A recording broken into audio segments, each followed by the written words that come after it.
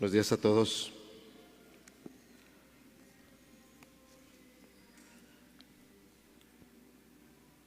Damos gracias a Dios que nos permite estar reunidos. Es una alegría y un gusto también ver a personas que nos visitan. Fausto, su esposa, los hermanos que vienen de Xochitlán y otros más. De repente ya cuando yo estoy aquí arriba ya no los puedo enfocar muy bien y a veces alguien podría sentir, ay, el hermano no me mandó un saludo. Disculpen si de repente ya estando aquí no puedo distinguirlos a todos, pero sean todos bienvenidos. Sean todos bienvenidos. Es una alegría tenerlos. Rocío, hermana Carito, es un gusto saludarles y estén juntos todos. Si Dios nos ayuda, hoy vamos a estar terminando la primera carta del apóstol Pedro. Hace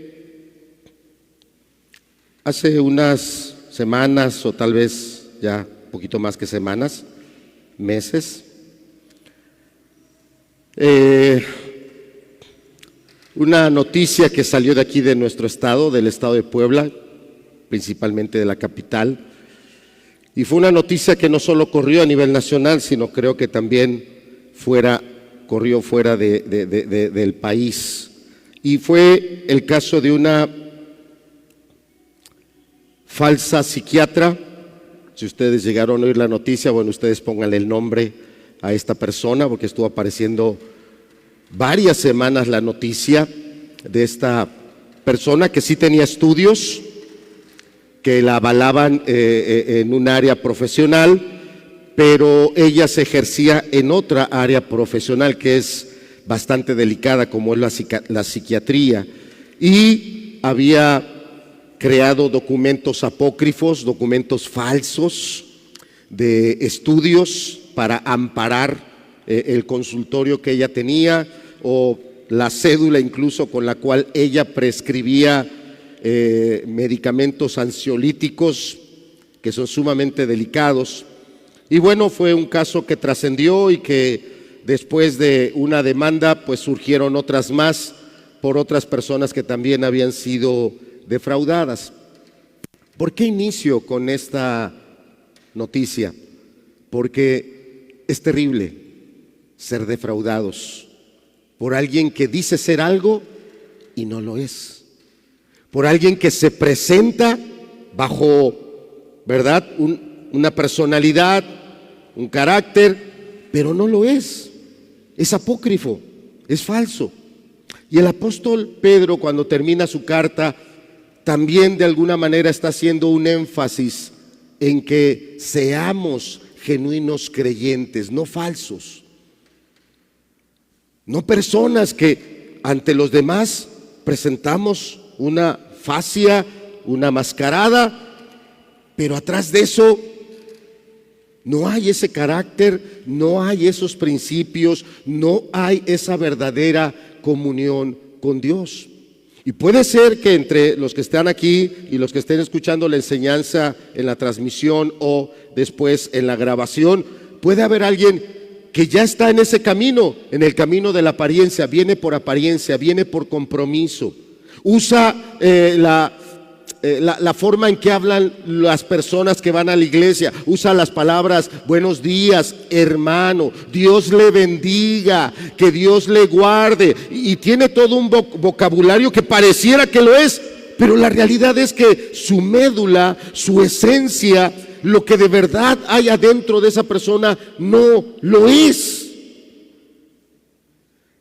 Por eso inicié con esta historia, que es una noticia real de escándalo a nivel mundial o internacional, si es que no es una noticia que cubrió todo el mundo, pero sí llegó a otros lugares, a otros países, y a nivel internacional. ¡Qué escándalo! ¡Qué escándalo! Y después surgieron otras noticias parecidas de otros profesionistas que estaban ejerciendo prácticas sin tener la currícula, sin tener la calificación, sin tener la cédula profesional correspondiente. Qué tremendo es caer en manos de personas que dicen que son algo y no lo son. pero todo parte del carácter. De ahí parte todo. No es lo que pretende ser una persona, es lo que ya es. Es lo que ya es. Y es una persona falsa, es una persona que miente, es una persona corrupta, es una persona que no tiene principios ni valores espirituales. Acompáñeme a la primera carta del apóstol Pedro, capítulo 5, y vamos a leer la parte final, los versos 12, 13 y 14. Si su Biblia tiene algún subtítulo, esos subtítulos no están en los textos originales. Los textos originales no tienen esos títulos o subtítulos. Esos los han puesto los traductores para que cada persona que lee esa parte tenga ya una idea de qué es lo que trata la porción que va a leer. Vamos a ponernos de pie, por favor. Y bueno, siendo que son solo 3 versículos, vamos a leerlos todos al unísono en voz alta. Esta no es una práctica religiosa, no somos una religión, somos una iglesia cristiana, no denominacional, no estamos bajo ninguna línea denominacional, somos creyentes, somos cristianos que por gracia de Dios somos hijos de Él y que creemos fielmente que la palabra es el máximo estándar de vida y práctica para todas personas. Entonces, por eso el pedirles que nos pongamos de pie y que lo leamos es para que usted también ya se conecte con la predicación y tenga la palabra de Dios por usted mismo. Yo le voy a pedir una cosa: escúchese usted mismo, escuche su propia voz leyendo la palabra de Dios. Vamos a leer todos al unísono entonces, Primera de Pedro, capítulo 5, versos 12, 13 y 14. Todos juntos iniciamos y terminamos. Dice: por conducto de Silvano, a quien tengo por hermano fiel, os he escrito brevemente, amonestándoos y testificando que esta es la verdadera gracia de Dios en la cual estáis. La iglesia que está en Babilonia, elegida juntamente con vosotros, y Marcos, mi hijo, os saludan. Saludaos unos a otros con ósculo de amor. Paz sea con todos vosotros los que estáis en Jesucristo. Amén. Por favor, siéntense.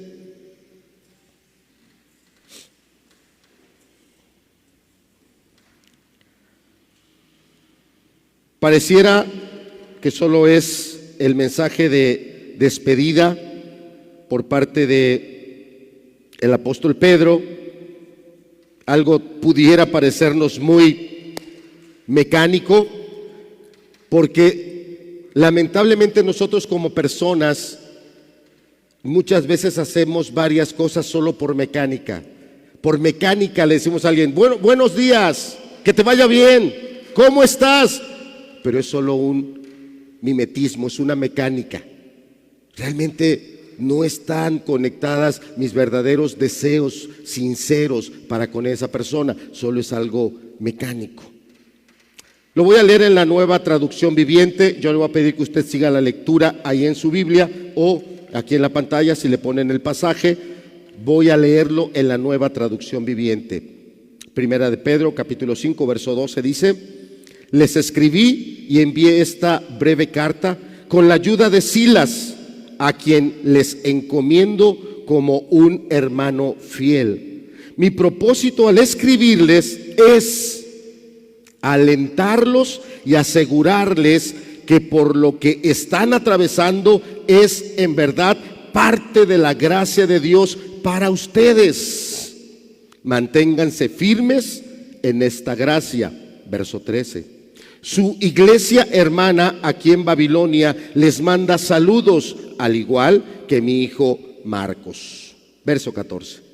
Salúdense unos a otros con amor cristiano. La paz sea con todos ustedes que están en Cristo.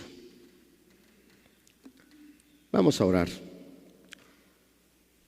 Pedimos, Señor, pedimos a ti porque eres generoso, pedimos a ti porque tú eres todo suficiente y de toda tu suficiencia suples nuestras necesidades.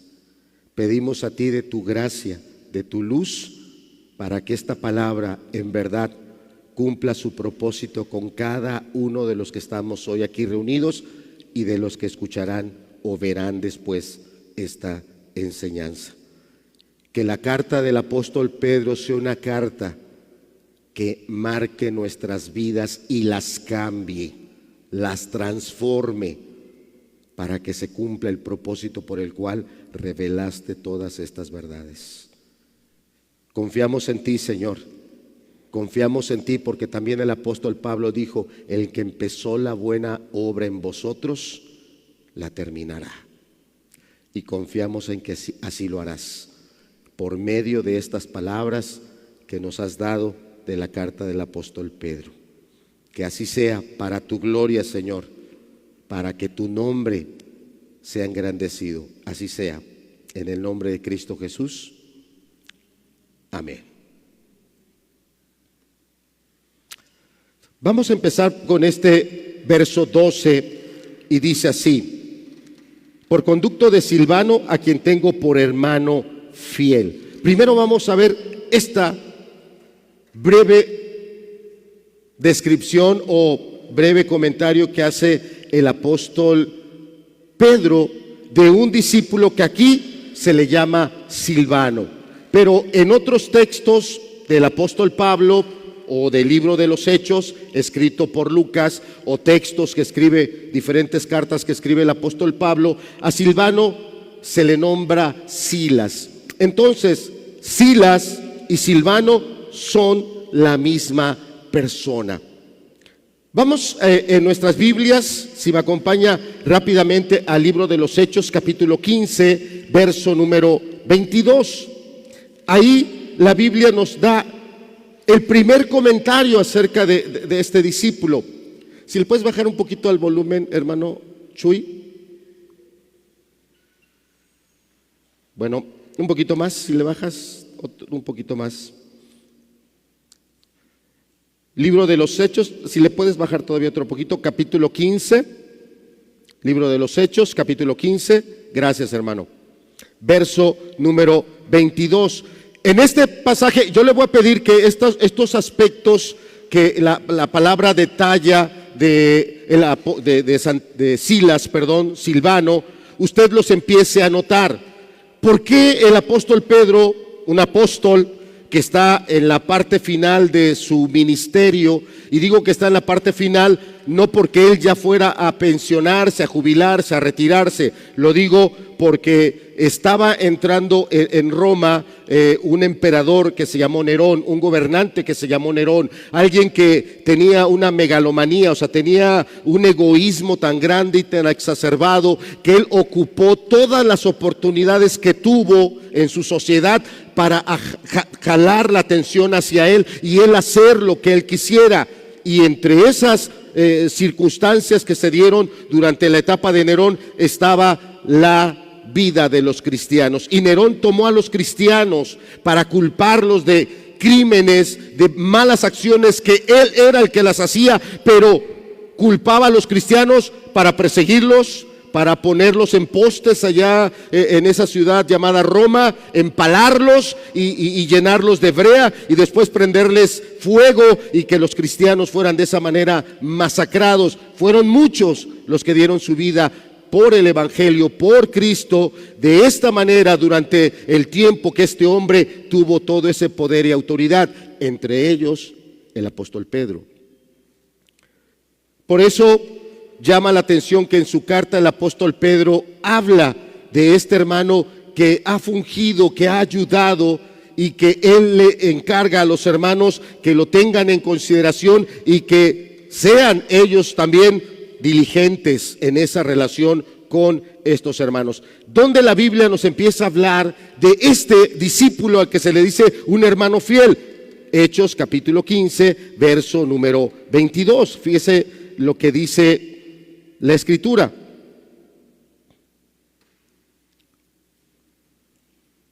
¿Ya estamos ahí? Dice: entonces pareció bien a los apóstoles y a los ancianos de toda la iglesia elegir de entre ellos varones y enviarlos a Antioquía con Pablo y Bernabé. ¿A quiénes escogieron? Lo dice, a Judas, que tenía por sobrenombre Barsabás, ¿y a quién menciona aquí la palabra? A Silas. La iglesia de Jerusalén en esos momentos era una iglesia muy numerosa. Podríamos hablar en números muy modestos, una iglesia de por lo menos 5,000 personas, por lo menos.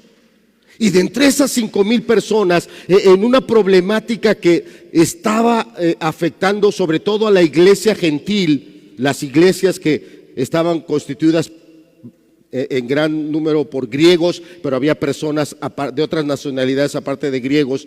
Esos hermanos estaban teniendo un conflicto con la iglesia principal, que era Jerusalén, que eran básicamente judíos. Era un problema muy grave. Y gracias a Dios, el Espíritu los dirige, llegan a tener claridad de cuáles son las indicaciones que se le van a dar a la iglesia gentil. Nosotros estamos en medio de esas indicaciones y envían a 2 representantes de una iglesia de por lo menos 5,000 personas, por lo menos 5,000. Y es claro que buscaron hermanos que estuvieran llenos de gracia, que tuvieran testimonio, hermanos que tuvieran su corazón lleno de Dios y que tuvieran su corazón también por la obra. Y de 5,000 surgen estos 2 hermanos. Lo primero que quiero llamar tu atención es, por algo escogieron a Silas, por algo. ¿En qué año sucedió este evento?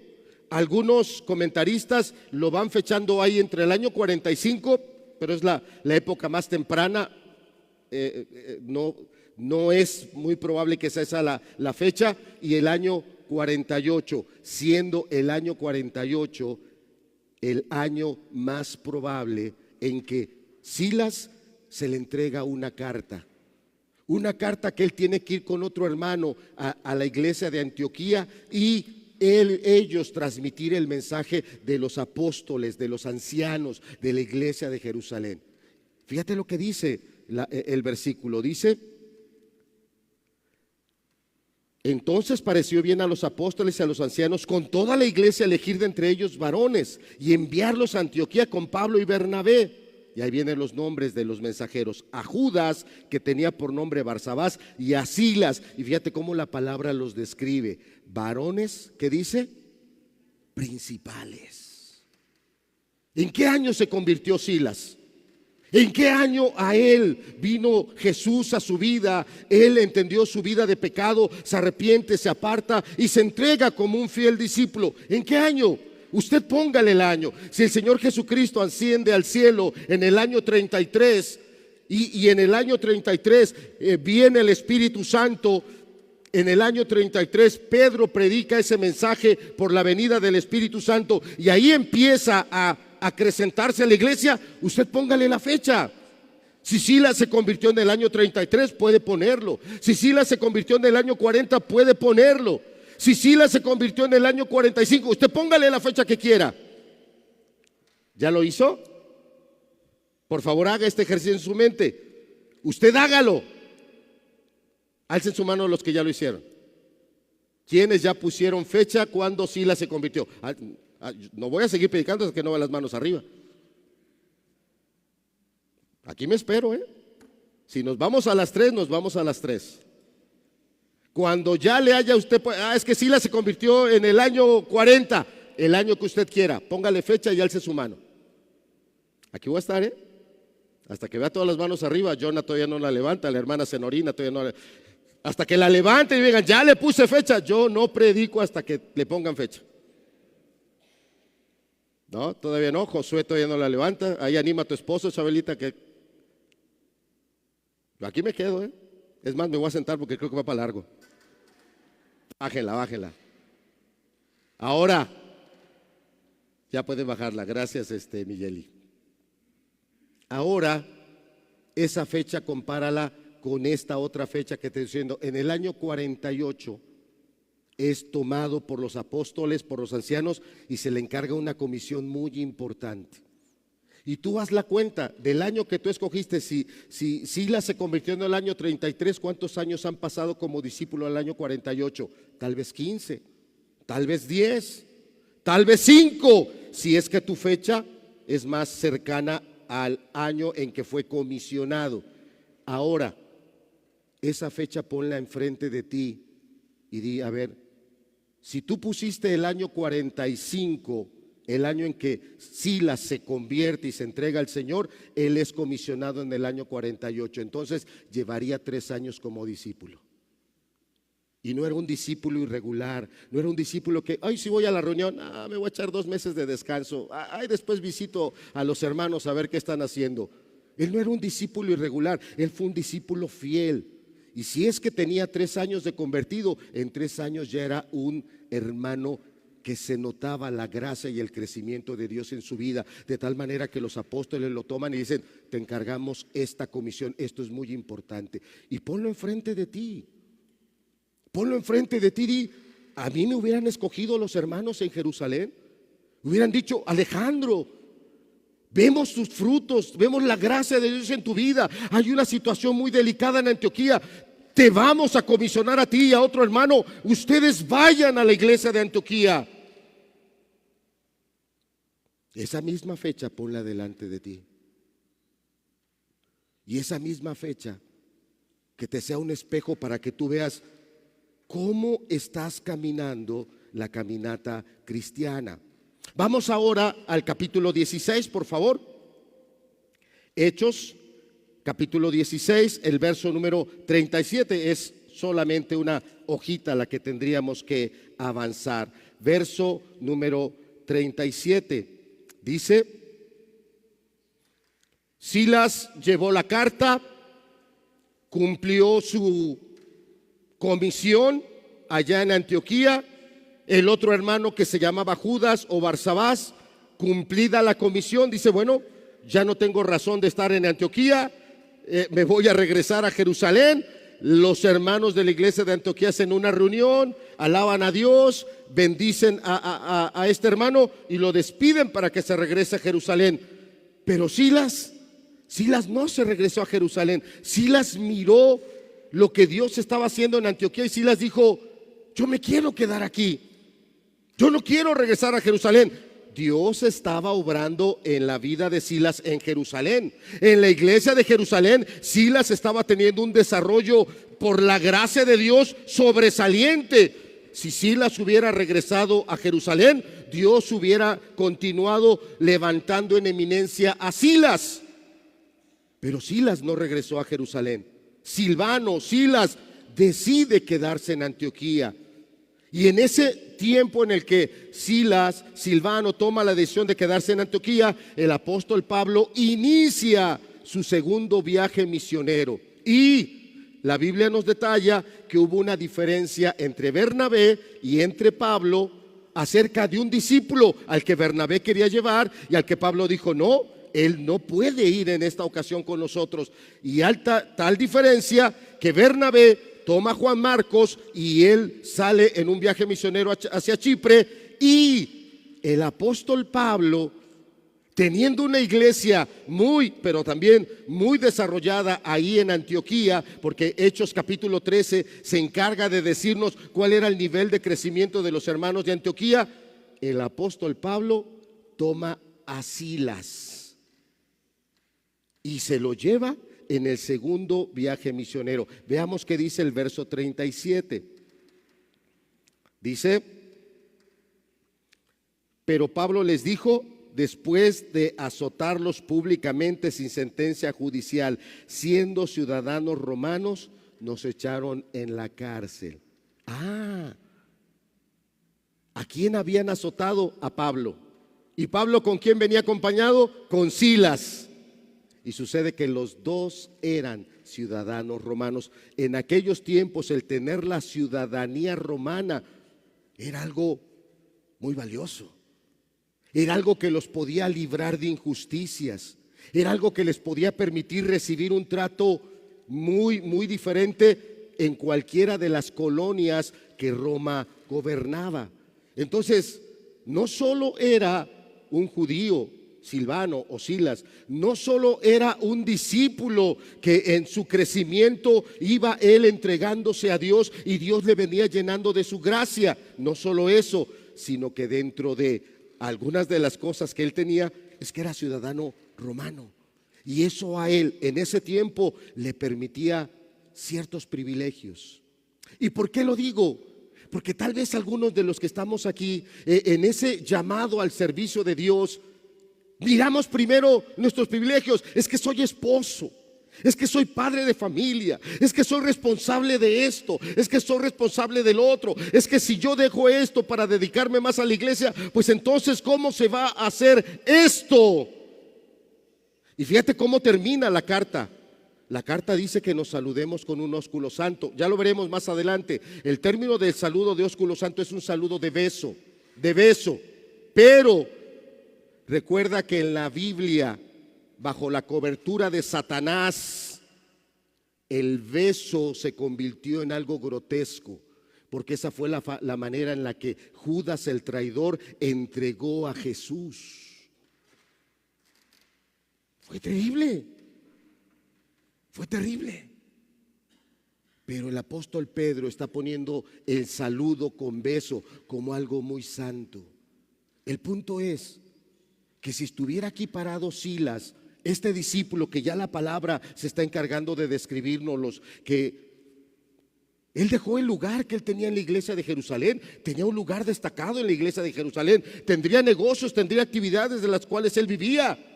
Es comisionado para llevar una carta, la llevó, pero no se quedó con que bueno, ya cumplí mi comisión, ahí nos vemos, ahí se queda Antioquía, yo me regreso a Jerusalén. Él vio que el Señor estaba extendiendo el evangelio a gente que no lo conocía, a gente que estaba perdida en la idolatría, que estaba sumida en la oscuridad, y vio a un hombre, a Pablo, que tenía todo su corazón para llevar el evangelio hasta lo último.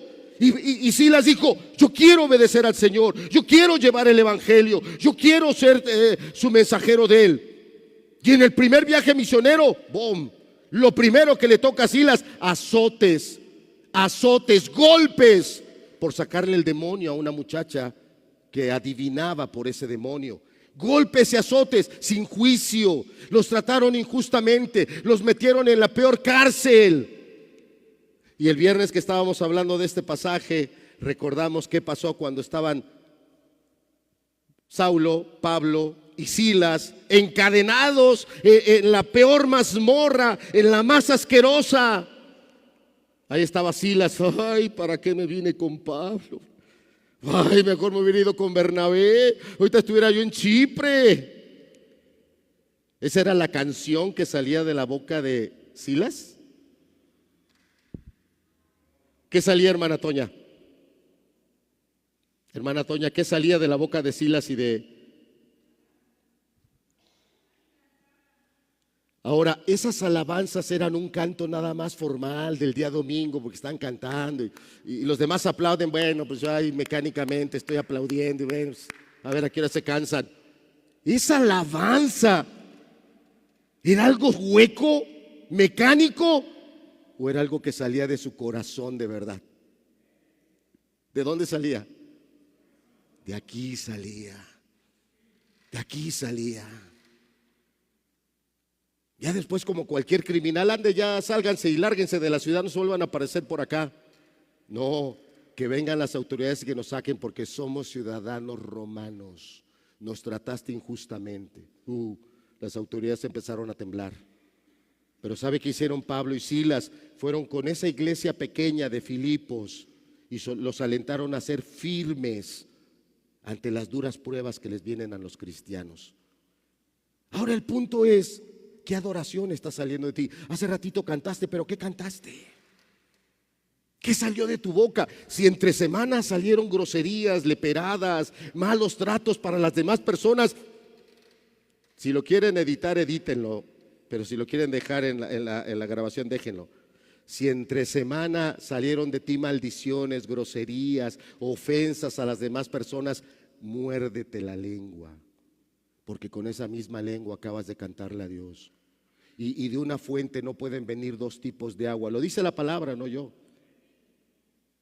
Entonces, si salen leperadas, Te está diciendo que tu verdadera naturaleza no es cristiana, no es piadosa. Tu verdadera naturaleza es impía. Entonces, el punto es que si estuviera aquí Silas, este hermano que ha pasado por muchas cosas, no las vamos a ver todas, solo estamos viendo algunas. Cómo le fue en su primer viaje misionero, para Pablo el segundo, para Silas el primero. Si él estuviera aquí y Silas viera cómo vives, Silas te abrazaría y te daría un beso y diría: tú eres un creyente igual que yo, tú estás sufriendo por Cristo igual que yo. Te abrazaría y te daría ese beso y te diría: pasa tu vida, hermano. Te lo diría.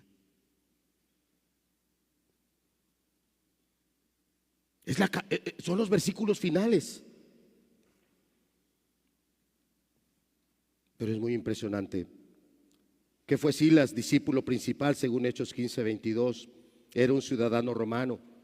Según el apóstol Pablo en la segunda carta a los Corintios, capítulo 1, verso 19, fue un predicador. Pablo lo comisionaba para que se quedara en las iglesias y él les predicara la palabra.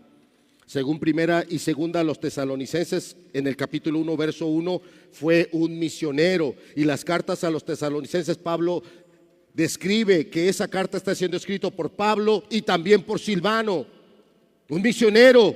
¿Y qué dice primera de Pedro, capítulo 5, verso 2? Verso 12, hermano fiel. Hermano fiel. Si volvamos a la fecha que tú pusiste la conversión de Silas, Silvano, volvamos a la fecha. Vamos a poner una para todos. Pongamos que es el año 40. En 8 años era un discípulo principal. De ahí se va como misionero, se va como alguien de tiempo completo. No fue llamado como apóstol. En los evangelios a Silvano nunca se le llamó como apóstol. En Hechos capítulo 6 nunca fue llamado como diácono. Él no tenía ninguna comisión de la iglesia. Él quiso servir. Él dio su vida. Él se entregó. ¿En qué año se está escribiendo la primera carta de Pedro, donde Pedro lo llama hermano fiel?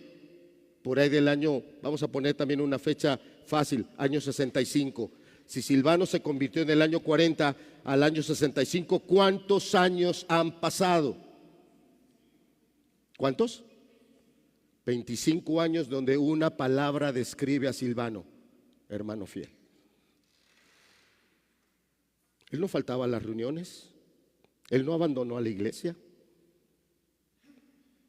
Él sufrió muchas cosas, cárceles, persecución, traición de falsos hermanos, pero él nunca abandonó a su Señor.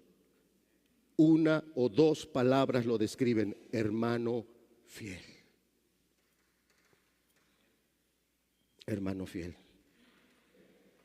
Es lo primero que empieza diciéndonos esta despedida. Y es lo primero que nos tiene que confrontar. ¿Tú eres fiel? Voltemos a ver cómo está tu matrimonio. Voltemos a ver cómo está tu familia. Voltemos a ver cómo está la relación con la iglesia. Voltemos a ver el mundo, el evangelismo. Que a lo mejor estás más enfocado en tu vida, en tus negocios, en tus proyectos acá limitados. Voltea a ver hace unos años, si Dios vino a tu vida, si la gracia vino a tu vida hace 5, voltea a ver el día que Cristo te salvó, voltea a ver el día que estabas de rodillas pidiendo perdón, voltea a ver el día que Cristo o el Espíritu Santo vino a tu vida y estabas con ese fuego y con esa claridad de lo que es Dios, de lo que es su reino y de lo que nosotros le debemos a Él en gratitud. Voltea a ver eso y voltea a verte ahora y voltea a ver si esta palabra te describe. Hermano fiel. Regresemos a Pedro, por favor. Veamos la siguiente parte. Dice: a quien tengo por hermano fiel, y ya vimos por qué se le está dando. Hay varios pasajes de Silvano. Te dije Hechos 15:22. Se describe como un discípulo principal. También hay en Hechos 15 versos más adelante se dice de él que era un profeta, y el término profeta quiere decir que hablaba de parte de Dios cosas que iban a pasar. Profeta, Dios le hablaba y Dios le decía a Silas cosas que iban a pasar adelante, y Silas las decía de parte de Dios. Era un hombre no solo lleno del Espíritu, sino de los dones del Espíritu, y los ejercía. Hechos 16:37 nos dice que era un ciudadano romano. Segunda a los Corintios 1:19 nos dice que era predicador. Primera y segunda a los Tesalonicenses capítulo 1 verso 1 nos dice que era un misionero. Y primera de Pedro capítulo 5 verso 12 nos dice que era un hermano fiel. Ahora veamos qué más nos dice en este verso el apóstol Pedro. Dice: os he escrito brevemente, amonestándoos y testificando que esta es la verdadera gracia de Dios. Aquí, hermanos, yo no sé si el tiempo que me queda alcance, yo no sé si alcanzaría otra predicación o más predicaciones para poder detallar lo que la palabra está hablando aquí de la verdadera gracia y de dos aspectos que el apóstol Pedro está diciendo. ¿Por qué escribió la carta?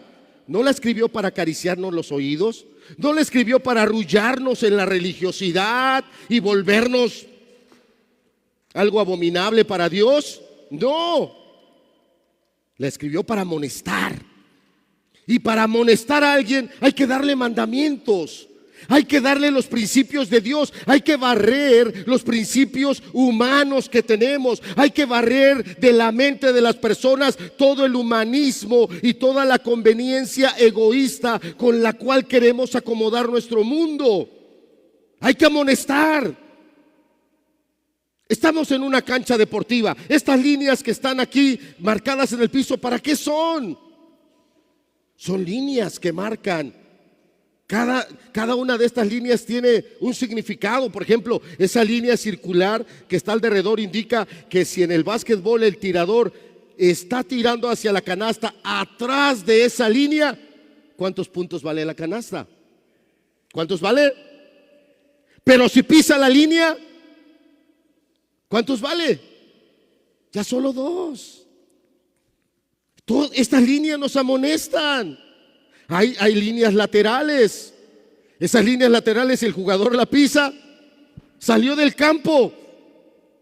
Ya, perdió. Si llevaba el balón, lo perdió.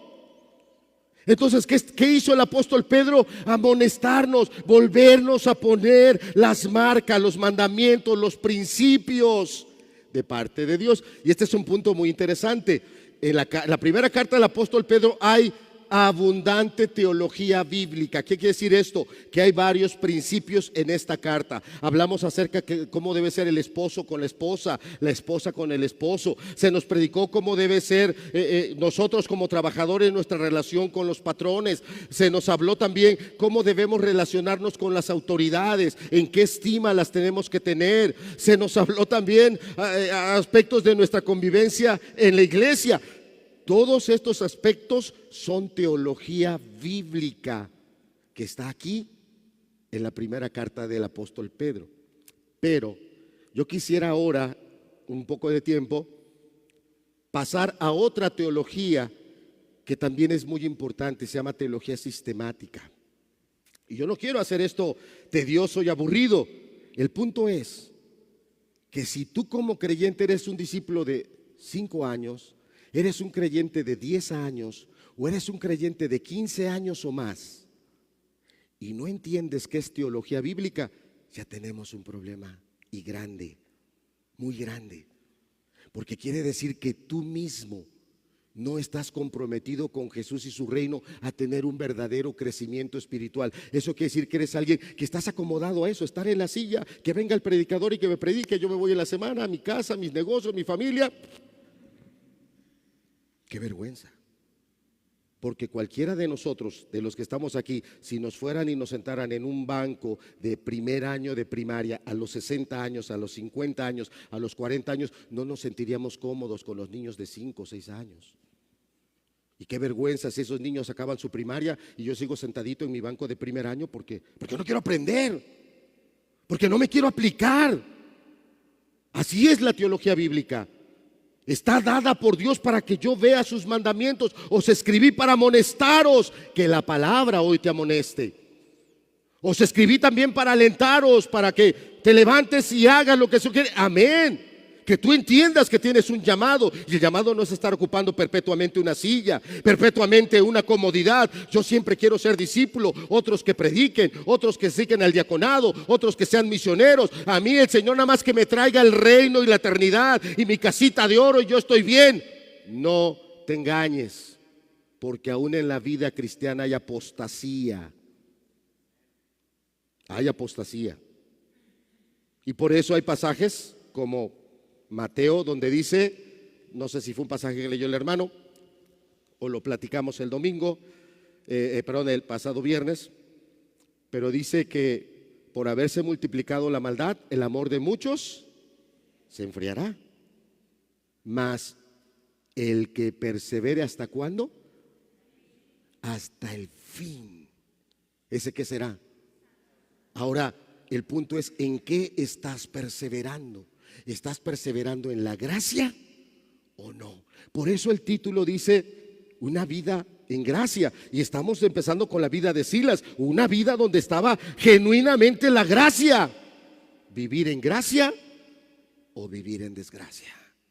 Fuera de la voluntad de Dios. Aunque tú digas, pero yo soy creyente, yo acepté a Cristo, Cristo me perdonó mis pecados. Bueno, Jesús dijo, pues si fueras hijos de Abraham, las obras de Abraham harías. Si fueras hijo de Dios, las obras de Dios harías. Si fueras discípulo de Jesús, la obra de Jesús harías. ¿Estás perseverando? Entonces, estamos viendo que esta carta vimos teología bíblica, pero ahora vamos a pasar a aspectos de teología sistemática. Por ejemplo, el apóstol Pedro en esta carta habla de la palabra de Dios. Y yo quiero pedirte, si tienes tu Biblia, por favor, ábrela ahí en el capítulo 1. Y muchas Biblias van a tener en la parte final, algunas lo tienen en los costados. No conozco tu Biblia, tú revisa tu propia Biblia.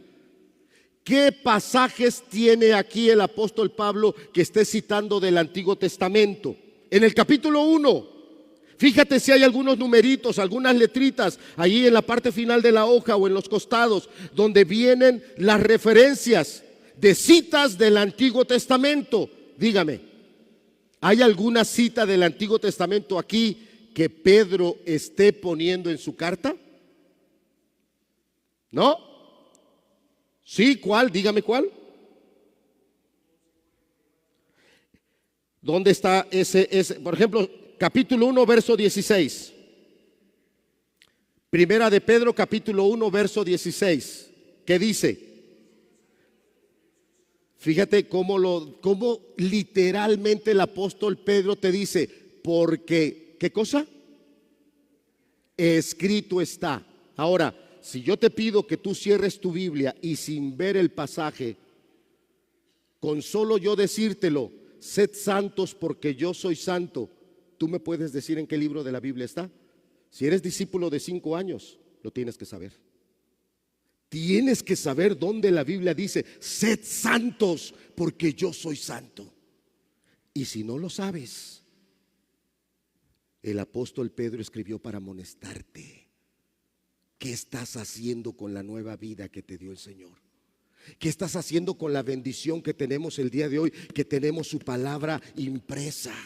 Cuando en aquellos tiempos eran rollos que eran de muy difícil adquisición, solo se tenían en el templo, y después ya en el tiempo en el que el pueblo de Dios fue llevado a Babilonia, se establecieron sinagogas. Después las sinagogas empezaron a tener copias de los libros sagrados. Pero hoy la tenemos, allá está la librería. Puedes ir a la librería y hay, no sé, 20, 30, 50 tipos diferentes de Biblia que puedes encontrar y adquirir. Pero no vaya a ser que la que ya tienes está abandonada. Está abandonada no en tu casa, en tu corazón, en tu mente, porque la palabra no te estás alimentando de ella. Y lo que yo quiero que veas es capítulo tras capítulo, veas cuántas citas el apóstol Pedro está trayendo. Por decírtela, de la ley, claramente de Levítico, hace una referencia directa. Del libro de Isaías, por lo menos, yo encontré que tiene 6 referencias la carta del apóstol Pablo. El libro de los Salmos por lo menos tiene 2, Éxodo, Deuteronomio, Oseas.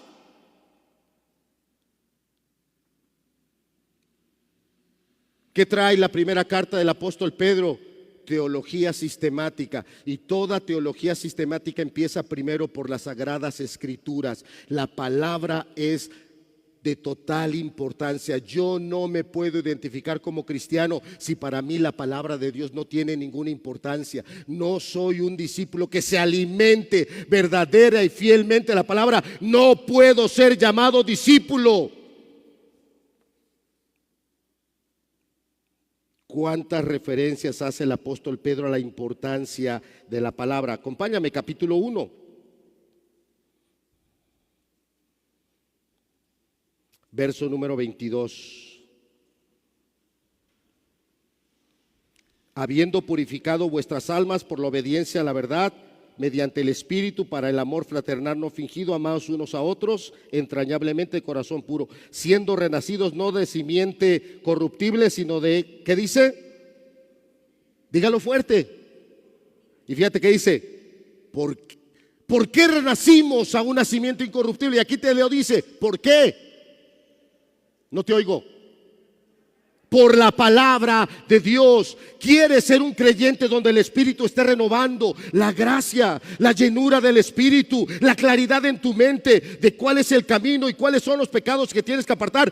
Tienes que estar metido en la palabra, día tras día, año tras año. La palabra de Dios, la palabra de Dios, la palabra de Dios, la palabra de Dios.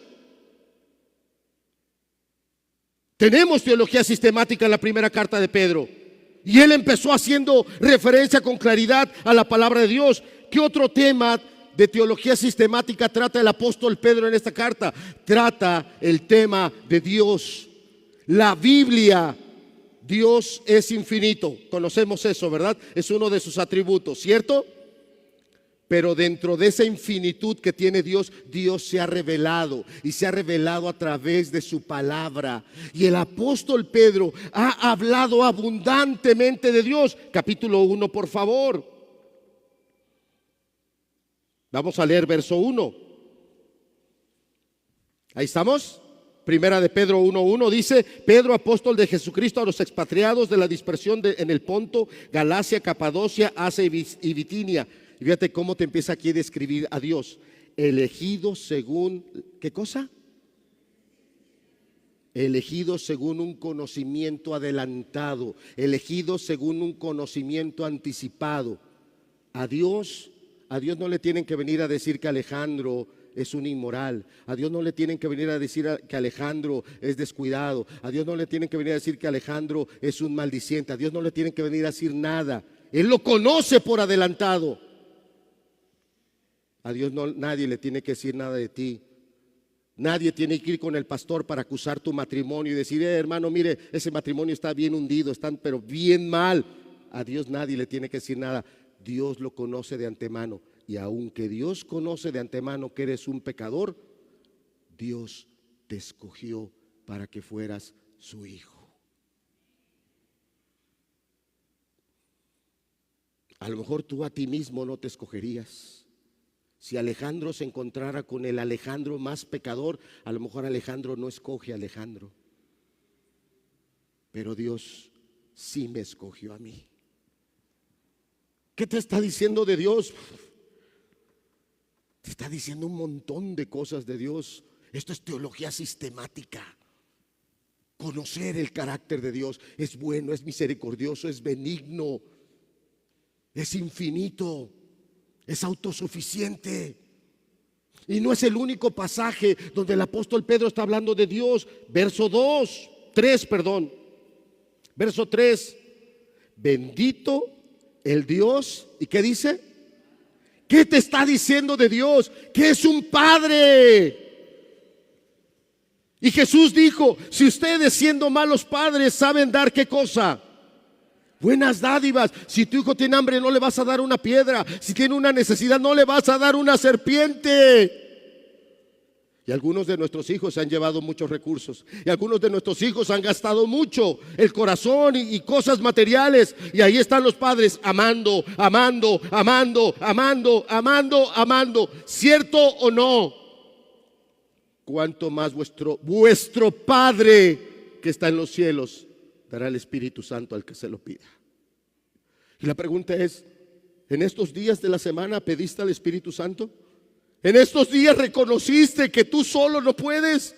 ¿En estos días te diste cuenta que nosotros somos carne, estamos corrompidos y que si el Espíritu no está en nosotros fracasamos? Es impresionante la teología sistemática que está teniendo aquí el apóstol Pedro. Y fíjate lo que dijo: os he escrito brevemente, Dios mío, si la carta de Pedro fuera como Hebreos, Dios mío.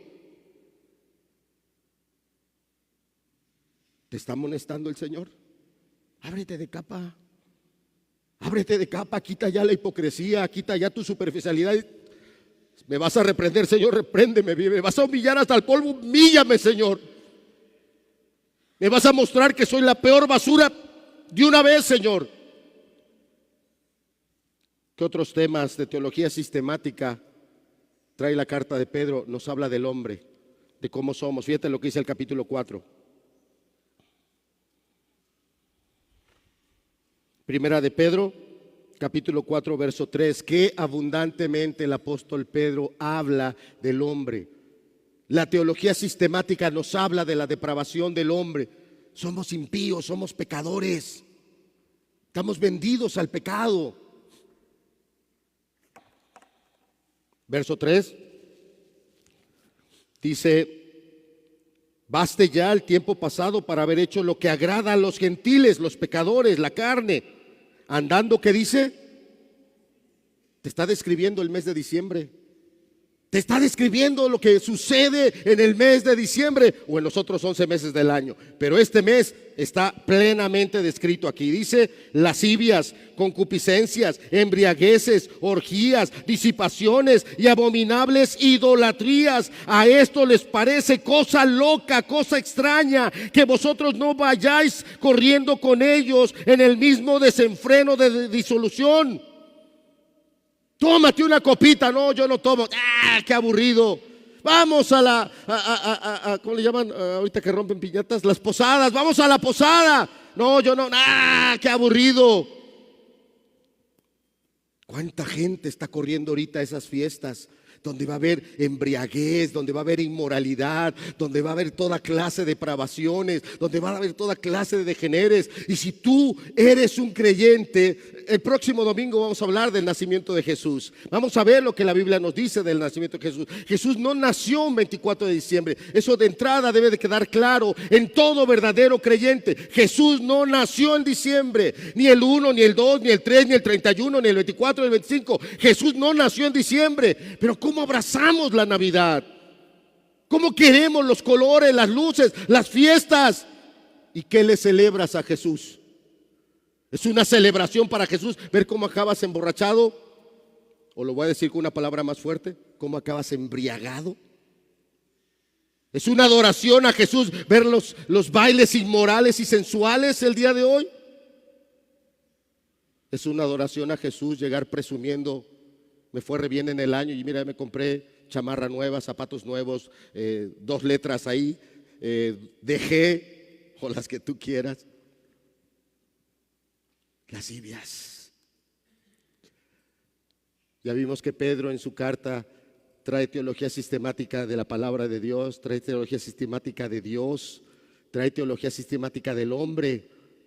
Pero desde el primer capítulo hasta el último, la carta de Pedro trae teología sistemática de Cristo. ¿Qué hizo Cristo por nosotros? ¿Qué hizo Cristo por ti? Dio toda su vida, dio toda su sangre, lo dio todo. Y te lo dice desde el principio. Mira, primera de Pedro capítulo 1, verso 2. ¿Estamos ahí? Primera de Pedro capítulo 1, verso 2. Elegidos según la presciencia de Dios Padre en santificación, subraya, del Espíritu. ¿Para qué fuimos? Dice ahí: para obedecer y ser rociados ¿con qué?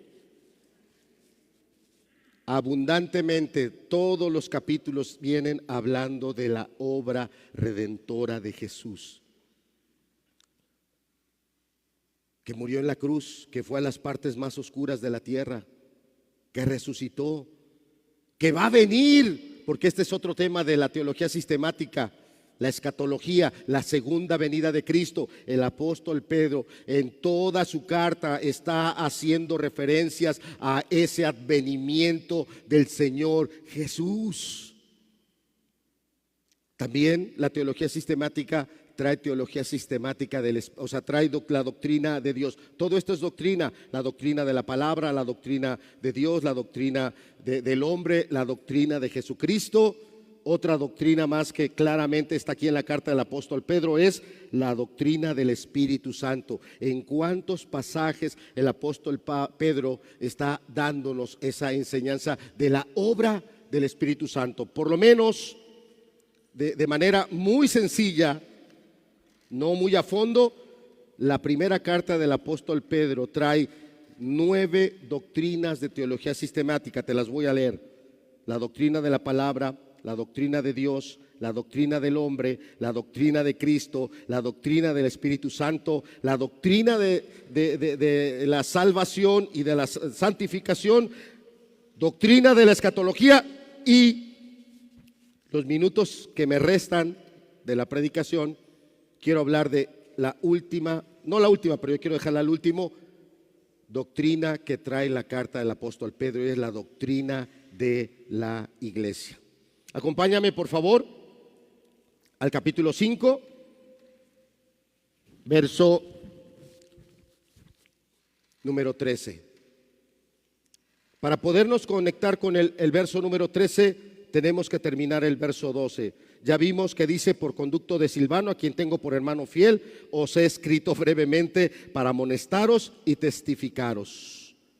Ya dijimos que es la amonestación, son los mandamientos, son los principios, y que nos levantemos a testificar, igual que el apóstol Pedro dice que esta es la verdadera gracia de Dios. ¿Cuál es la verdadera gracia? Crecer en toda esta doctrina que nos habla el apóstol Pedro, la doctrina de Dios, la doctrina del hombre, la doctrina de la palabra, la doctrina de Cristo, la doctrina del Espíritu Santo, la doctrina de la salvación. Crecer verdaderamente en esa doctrina, no de manera mental, sino de manera vivencial, vivirla. Y dice la parte final del verso 12: en la cual estáis. Vuelvo a desafiarte. Toma este versículo, ya vimos de Silas.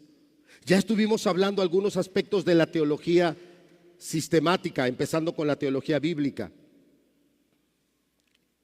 Ese versículo que te hago una pregunta: ¿de verdad tú estás en la verdadera gracia? Si ahorita te pongo la Biblia en la mano, ¿eres alguien capaz de mostrarme con pasajes en la Biblia cuál es la doctrina de las Sagradas Escrituras? ¿Eres capaz de tomar la Biblia y abrirla tú solo con habilidad para mostrarme dónde está la doctrina del hombre? ¿Qué nos dice la Biblia del hombre? ¿De su naturaleza? ¿De sus concupiscencias? ¿Qué nos dice la Biblia de la doctrina del Espíritu Santo? ¿Eres capaz de ir en diferentes pasajes de la Escritura para mostrar lo que la Biblia dice del Espíritu Santo? Que Él es Dios mismo, que es igual que Jesucristo, que Él es el Señor, que Él tiene voluntad, que Él decide qué dones da y qué dones no da. ¿Eres capaz de ir en la Biblia con facilidad y mostrarlo?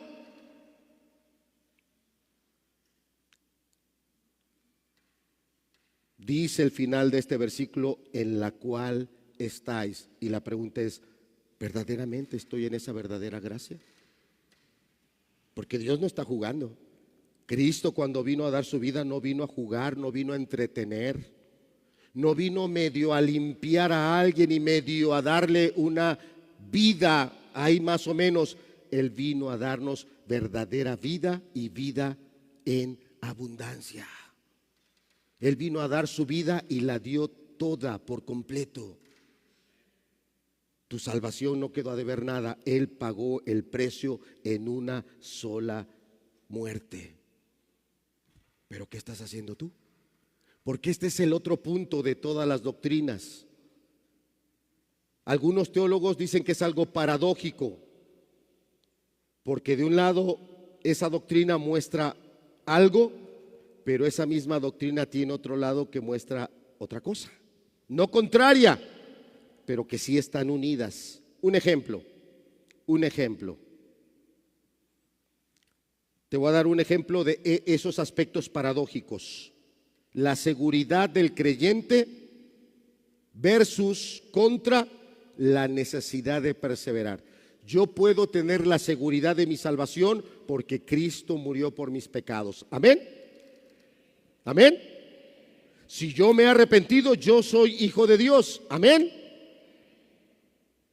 Eso no quita que yo debo de mantener una vida que le dé fruto a Él, dado que ahora soy su hijo, y debo de perseverar en esta vida, porque si yo recibí la salvación, pero no persevero en la vida piadosa, hay apostasía y no voy camino al cielo. Por eso pasajes como el que te dije, y por haberse multiplicado la maldad, el amor de algunos, ¿qué pasó? No perseveró, se desvió, apostató, fue desechado.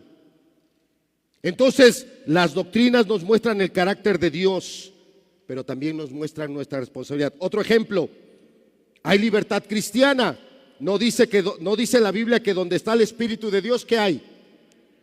Dígalo fuerte, donde está el Espíritu de Dios, ¿qué hay? Sin en cambio, yo soy responsable. Ejemplo, acompáñame aquí. Primera de Pedro, capítulo 1, verso 17. Ya vimos el 16, donde nos hablaba: sed santos porque yo soy santo. Yo tengo libertad, el Espíritu Santo está en mí, y donde está el Espíritu hay libertad. Amén. Pero ¿qué dice Primera de Pedro 1:17? Y si invocáis por Padre aquel que sin acepción de personas juzga según la obra de cada uno, ¿cómo me tengo que conducir? Apartado del pecado, en el camino que es santo, apartado del pecado, en el camino que a Dios le agrada. Terminamos de leer el versículo. Y si invocáis por Padre aquel que sin acepción de personas juzga según la obra de cada uno, conducíos en temor. Nada más cuando seas recién convertido. Nada más cuando tengas algún problema y quieres que Dios meta su mano y que Dios te ayude, condúcete con temor. ¿Así dice el texto? ¿Así dice? ¿Cuánto dice? Todo el tiempo desde que Cristo me salvó. Esta es la paradoja que Dios puso. Algunos se han agarrado nada más de un lado. No, es que a mí ya Cristo me salvó, y aunque yo ande otra vuelta en borrachera, y aunque yo ande otra vuelta en adulterio, es que somos carne y pues bueno, tenemos debilidades, y bueno, pues es que se me salió una palabrota, pero pues es que pues tienes que entender que me estaban ahí presionando. No hay excusa, y no te va a juzgar Alejandro, ni te va a juzgar ninguna otra persona, te va a juzgar Cristo. El que en todo fue tentado igual que tú, igual que yo, pero él nunca pecó, siempre glorificó a Dios, aunque le reventaran la boca, aunque lo colgaran de un madero, pero nunca anduvo por otro camino. Esa es la parte final donde dice: en el cual, en esa verdadera gracia estáis. Y pregunto, ¿estás en esa verdadera gracia? ¿Estás en esa verdadera gracia? ¿O nada más eres religioso? ¿Nada más hoy te vistes así? Este es tu uniforme del día domingo. Te vistes como persona decente, pero en la semana eres un indecente. Te vistes como persona moral, pero en la semana eres un inmoral, día tras día tras día. El apóstol Pedro hace un énfasis: en la cual estáis. Pasamos al siguiente punto, verso 13. La iglesia que está en Babilonia, elegida juntamente con vosotros, y Marcos mi hijo os saludan. ¿Qué otra doctrina trae el apóstol Pedro? ¿Qué otra doctrina sistemática? ¿Qué otro tema de doctrina sistemática trae la carta del apóstol Pedro? La doctrina de la iglesia. No somos un club, no somos un lugar de reunión. Algunos tendrán problema por la condición de las instalaciones. A algunos les parecerá que estas instalaciones no corresponden a una genuina iglesia creyente. Algunos tendrán problemas por los problemas que tenemos con el sonido, la no muy buena calidad con la que se puede escuchar la predicación, Y algunos tal vez tengan algún otro tipo de problemas. Es que hacen negocio porque tienen librería, hacen negocio porque tienen cafetería. Y algunos otros tendrán ahí algunas complicaciones. Amado, no son los edificios o ciertas cosas que están en ellos lo que se denomina iglesia. Iglesia son las personas. Iglesia se define como la congregación de las personas que han sido redimidas por la sangre de Cristo. Eso es iglesia. Y la palabra de Dios tiene una doctrina que es la doctrina de la iglesia. Y la palabra me enseña cómo es una iglesia verdadera, cuál no es una iglesia verdadera. Y hay dos características que tiene la iglesia verdadera y yo le pido que las anote. Porque también nosotros tenemos que ser probados. No es que nosotros señalamos a todos los demás y decimos somos los únicos. No. Somos los primeros que volteamos la mirada y nos tenemos que subir en balanza y ver si somos una iglesia verdadera. Primer característica de una iglesia verdadera: que predique la palabra de Dios de manera sana, verdadera, genuina. No ideas que puede uno sacar de la palabra de Dios, no mensajes motivacionales, no mensajes humanistas, entretenidos y agradables que se desvían de la correcta interpretación de la palabra de Dios. Primer característica de una iglesia verdadera: que predique la sana doctrina de manera genuina. Primera característica. Usted evalúe qué es lo que le estamos predicando aquí. Prosperidad, mensajes muy bonitos, muy agradables, salimos bien emocionados y bien animados, pero seguimos en nuestros caminos de pecado. No, esa no es una iglesia verdadera. Segunda característica de una iglesia verdadera: que practique los medios de gracia, o tal y como lo dice Wayne Grudem en su libro de teología, que practique los sacramentos. Tal vez el término sacramento para los que somos de la iglesia evangélica no nos agrada porque es un término que usa más la iglesia católica, pero eso no importa. El término es correcto, lo use quien lo use. Son medios sagrados. ¿Cuáles son los sacramentos que debe de estar practicando una iglesia verdadera? Discipulado, reunirnos para crecer como discípulos. Y está en la Biblia. Los discípulos tenemos que crecer para servir al Señor, para darle fruto. Segunda característica o segundo sacramento que debe tener una iglesia verdadera: debe de practicar o celebrar la Santa Cena. Ahí va a haber una variedad. Algunas iglesias lo hacemos o se hace una vez al año, hay iglesias que lo hacen más veces al año. Mientras se haga de la manera correcta, el medio de gracia cumple su función, porque no es por nosotros dado, ha sido dado por Dios. Segundo medio de gracia, ya hablamos de reunirnos para crecer como discípulos, celebrar la cena del Señor, bautismo, y si Dios nos permite, el próximo año vamos a tener bautismos. Vamos a empezar a partir de enero a ir hablando con hermanos, hermanas, valorando cómo está su vida, y en su momento se les dará la fecha, pero Dios nos ayude, el próximo año vamos a celebrar bautismos. Es un medio de gracia, es un momento en el cual Dios viene y bendice a la persona que se bautiza. Y si usted no está bautizado, si usted no ha sido bautizado, debe de ser un gran anhelo en ti. Es que es una manera en la que Dios me va a bendecir, es una manera en la que mi vida va a crecer para Dios. Y debe de estar en tu vida el anhelo de ser bautizado, bautizada. Tú vienes de otra iglesia, estuviste en otra iglesia, en esa iglesia te bautizaron. No tengo problema, lo único que habrá que ver es si la iglesia donde estabas era una iglesia verdadera, primer punto. Segundo, si las personas que te bautizaron eran verdaderamente ministros puestos por Dios. Si se cumplen esos dos requisitos, tu bautismo es genuino, y eso habrá que cotejarlo con lo que dice la Biblia, cómo es el bautismo. Y el término, la palabra y los diferentes pasajes que hablan de bautismo hablan de una total inmersión. Una persona debe ser por completo sumergida. Ya hablamos, reunirnos como discípulos, Santa Cena, bautismos. Pero hay otros medios de gracia más. La disciplina es un medio de gracia. A muchos no les gustará y les saldrán ronchitas, nada más lo oyen, pero es bíblico. La Biblia habla de eso. Es un medio de gracia. Está en libros tan claros como Hebreos, donde dice claramente, si bien al presente ninguna disciplina es causa de ¿qué? Pero ¿qué produce en aquellos que son ejercitados un buen tiempo en ella? Fruto apacible de justicia. Es un medio de gracia. Y hay otros más. En el bautismo, hablamos más del bautismo en agua y no en el Espíritu Santo, pero también es un bautismo que es correcto, el bautismo en el Espíritu Santo. Bien,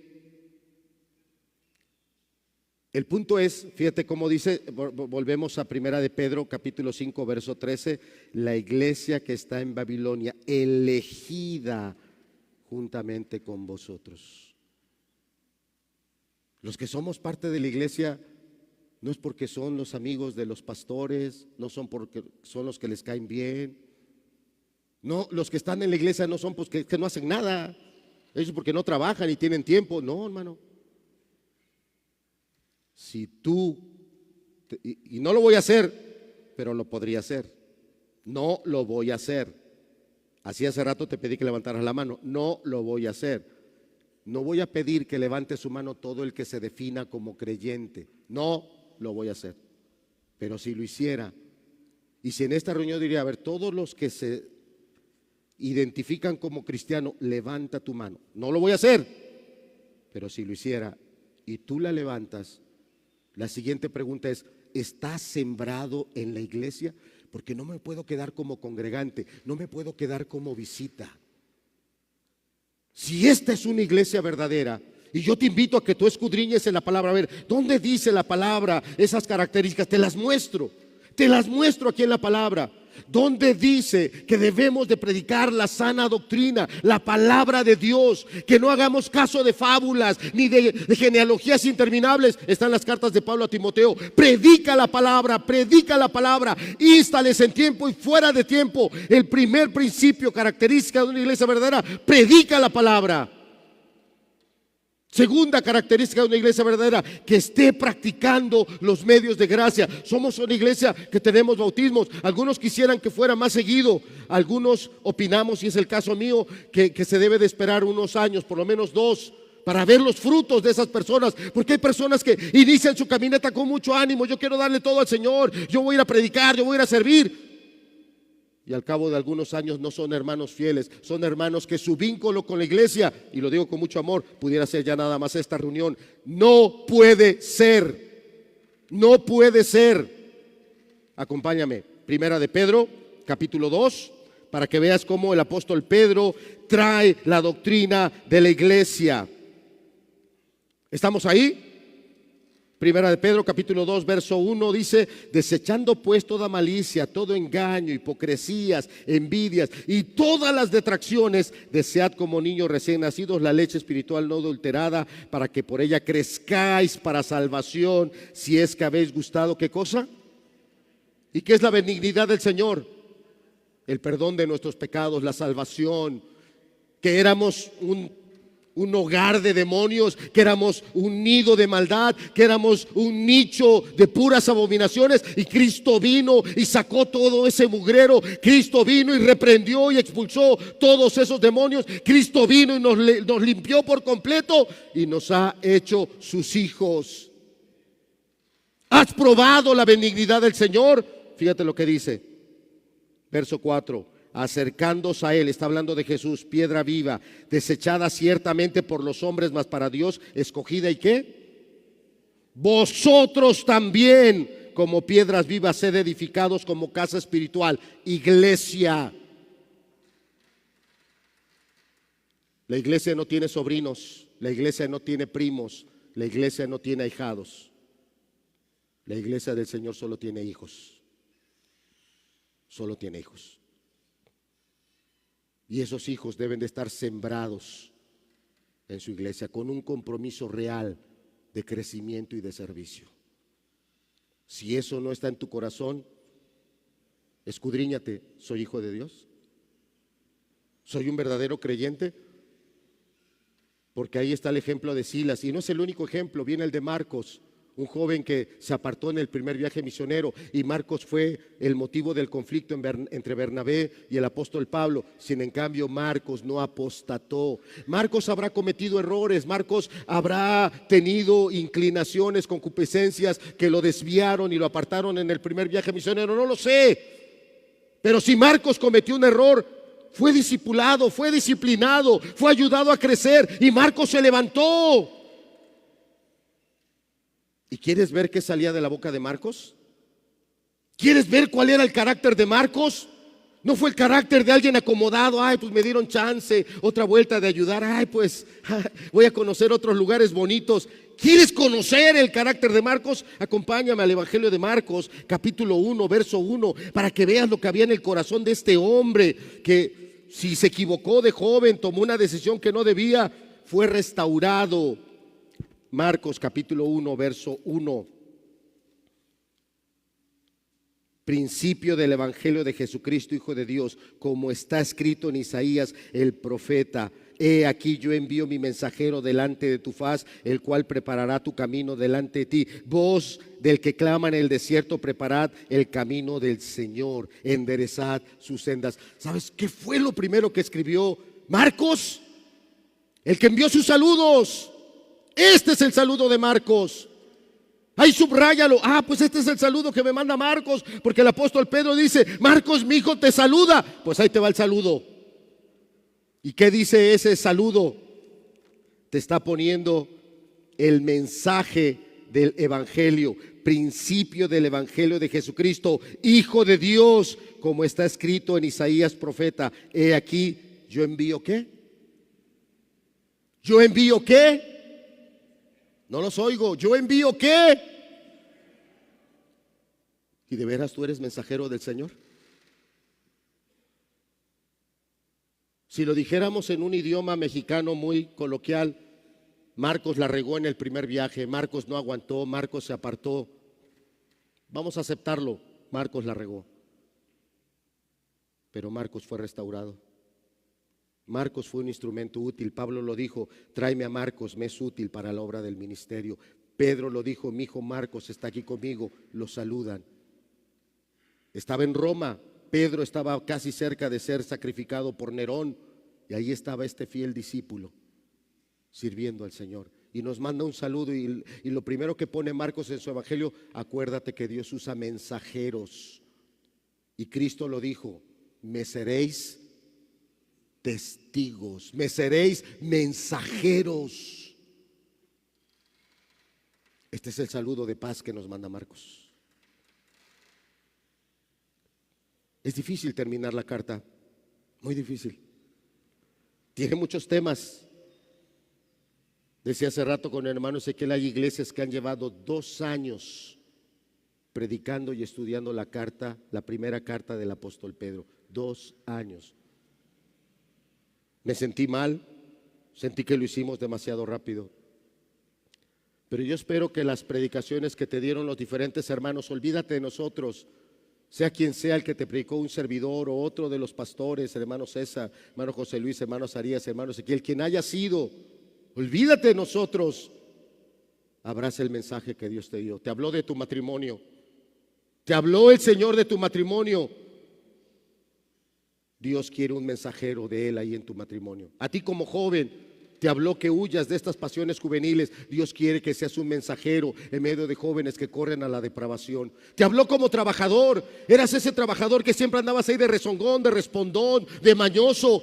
Trata bien a tus patrones, aún a los peores. Trátalos de la mejor manera.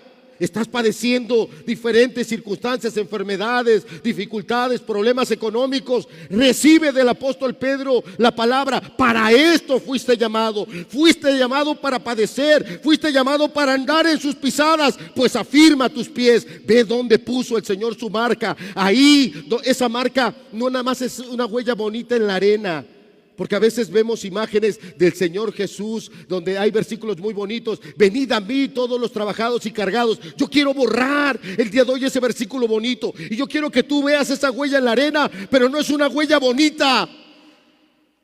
Esa huella tiene un hoyo, Esa huella tiene un hoyo, le perforaron el pie. Esa huella tiene sangre, derramó su sangre por ti y por mí. Y yo quiero invitarte una cosa. Yo quiero que ustedes y yo, pongamos ahí nuestros pies. Pero derrama tu propia sangre. Derrama tus lágrimas. Derrama tu corazón. Que se te describa como un hombre fiel. Que la palabra te describa como una mujer fiel. Que ama a su Señor. No porque está en el mejor matrimonio.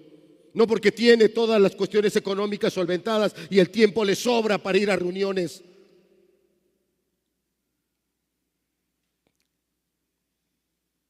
El apóstol Pedro, si nos pones el pasaje, dice, verso 14, por favor. Primera de Pedro, por favor, Uri. Primera de Pedro, capítulo 5, verso 14. Siempre procuro ceñirme al tiempo, pero termina diciendo el apóstol Pedro, saludaos unos a otros con ósculo de amor. Arranquemos la hipocresía de nosotros. Arranquemos los saludos falsos. A toda persona que nos acerquemos, démosle un abrazo de verdadero amor cristiano genuino. Habla de dar un beso.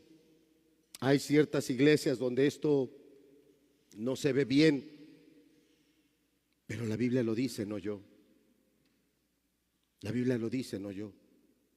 Pero si llegamos a una iglesia como puede ser nuestros hermanitos de la sierra que tienen otra idiosincrasia y no podemos darles un beso, no los podemos abrazar porque también todo ese tipo de contactos no, y a veces el saludo de mano, la mano ni se cierra, nada más se tocan.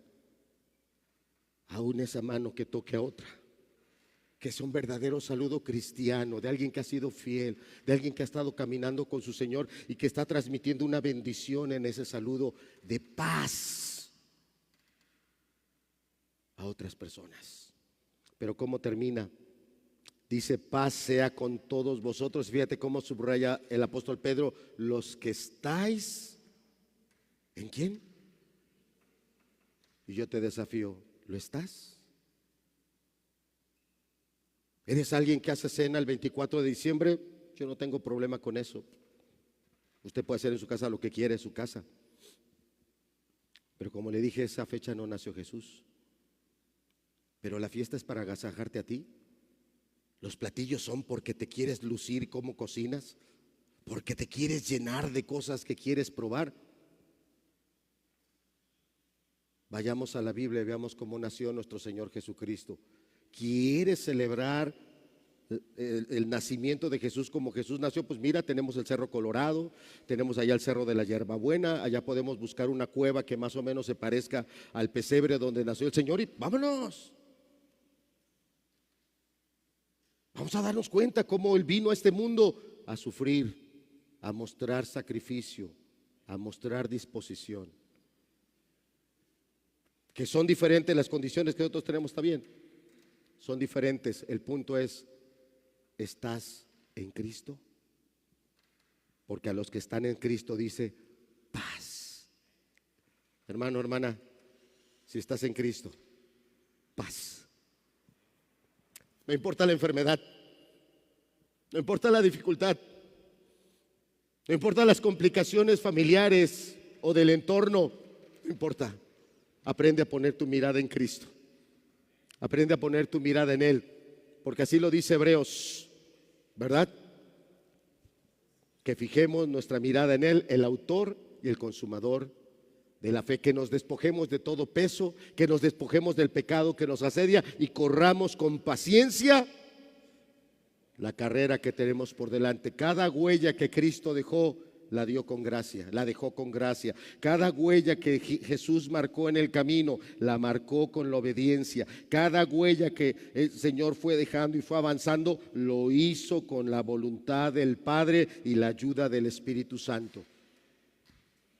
Sigamos sus pisadas, pues para esto fuimos llamados, y así claramente lo dice el apóstol Pedro. Vamos a ponernos de pie y vamos a terminar con una oración.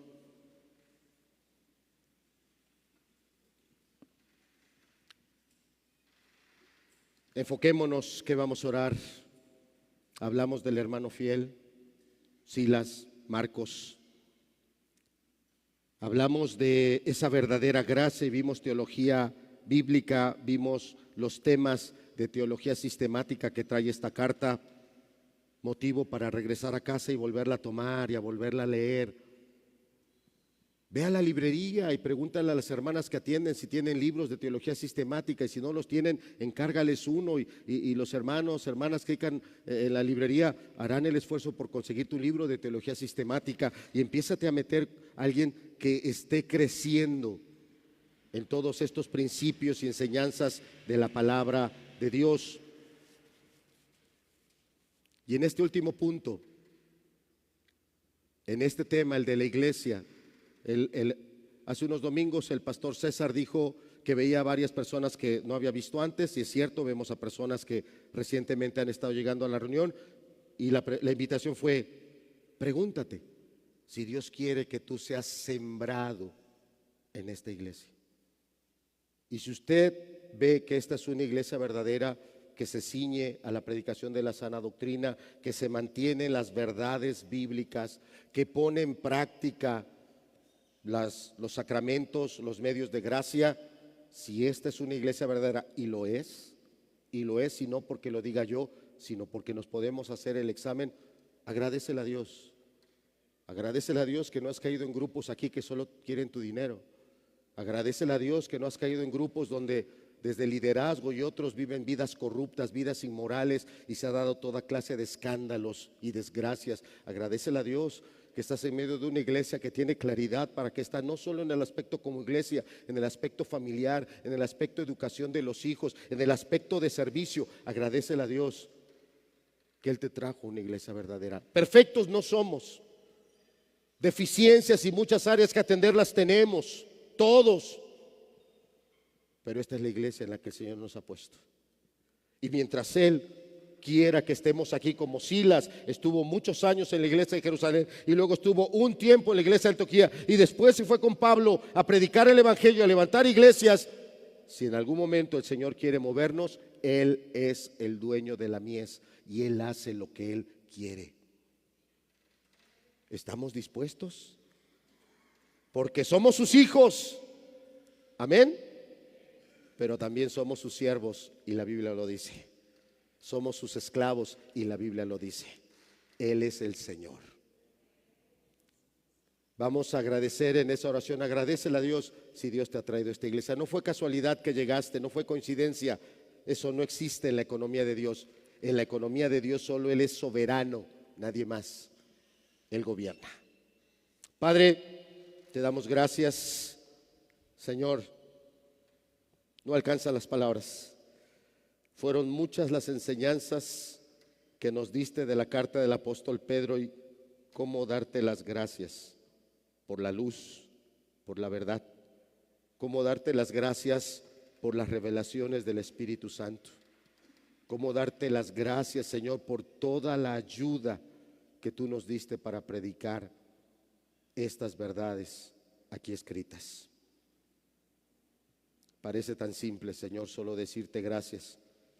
Pero mejor aún, Señor, yo quisiera que cada persona, cada uno de nosotros tuviera un compromiso contigo, que tal y como dice Pedro, de levantarnos a vivir de tal manera que anunciemos las virtudes de aquel que nos llamó de las tinieblas a la luz. Que las vidas que vivamos como hermanos reflejen el carácter que tú tienes como Dios, como Señor y como Salvador. Padre, gracias, gracias no solo por la predicación de la carta del apóstol Pedro, sino ya estamos casi terminando el año. Gracias por todo lo que nos ayudaste en este año. A ti la gloria, Señor. Que tus hijos se levanten, que tu iglesia se levante, y que se cumpla lo que la palabra dice de tu iglesia, que las puertas del Hades no prevalecerán contra tu iglesia. Que se cumpla lo que dice la palabra, que tu iglesia sea columna y baluarte de la verdad, templo, casa del Dios viviente. Que se cumpla lo que dice tu palabra. Y así sea, Señor, En el nombre del Señor Jesucristo. Amén.